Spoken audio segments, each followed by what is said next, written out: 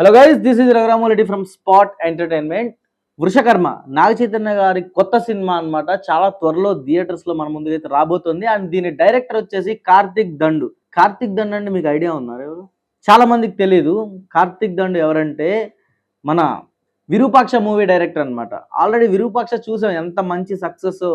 And మన Sai Dharam Tej accident తర్వాత చేసిన ఫస్ట్ సినిమా విరూపాక్ష థియేటర్లో బ్లాక్ బాస్టర్ హిట్ అయ్యి ఒక మంచి సక్సెస్ని ఆయన ఖాతాలో వేసుకున్నారు కార్తిక్ దండు గారు. అండ్ అదే కార్తిక్ దండు గారు సేమ్ అలాంటి ఒక బ్లాక్ మ్యాజిక్కి సంబంధించిన ఒక కాన్సెప్ట్తో ఒక డిఫరెంట్ క్యారెక్టరైజేషన్తో నాగ చైతన్య గారిని లాంచ్ చేయబోతున్నారు. నాగ చైతన్య గారు ఇప్పటి వరకు ఒక హారర్ కానీ బ్లాక్ మ్యాజిక్ కానీ ఈ కైండ్ ఆఫ్ రోల్స్ అయితే ఇప్పటి వరకు ఎప్పుడు చేయలేదు. అంటే ఈ జోనర్ మూవీస్ ఇంతవరకు ఎప్పుడు చేయలేదు. కానీ జస్ట్ ఒక 3 అవర్స్ ముందు ట్రైలర్ అయితే రిలీజ్ అయింది, వృషకర్మ ట్రైలరు. అండ్ దీంట్లో మీనాక్షి చౌదరి గారు మెయిన్ లీడ్ హీరోయిన్గా చేస్తున్నారు.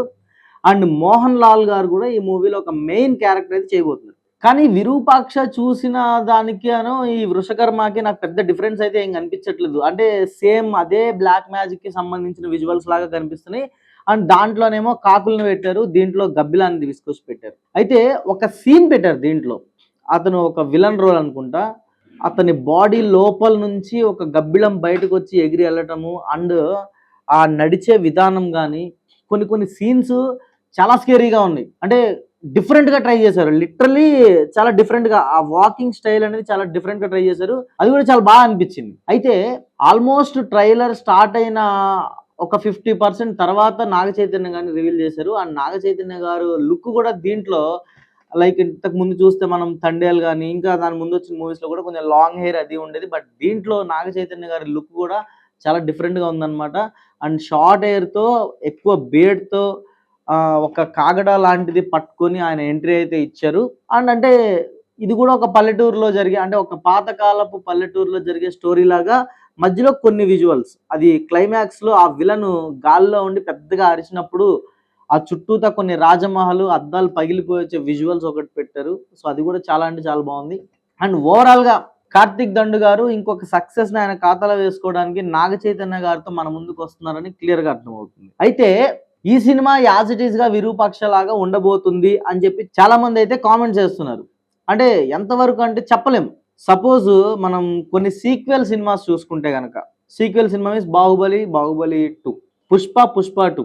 సో ఇవేంటంటే ముందు దానికి దీనికి ఆ లింక్స్ ఉంటాయి కాబట్టి సీక్వెల్ యాజ్ ఇట్ ఈస్గా ఒక్కటే ఆ స్టోరీ లైన్తో వస్తాయి కాబట్టి ఆబ్వియస్లీ ఆడియన్స్ అందరూ ఎంజాయ్ చేస్తారు. కానీ ఇక్కడ విరూపాక్ష స్టోరీ అక్కడితో కట్ అయిపోయింది. అండ్ ఇది విరూపాక్ష సీక్వెల్ అని కూడా ఎవరు చెప్పలేదు, అలాంటిది ఎక్కడ రివీల్ చేయలేదు.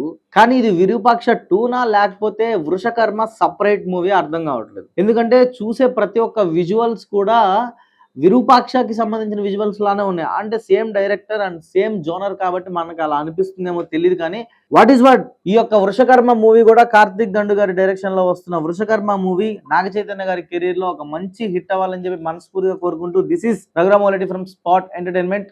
జై హింద్.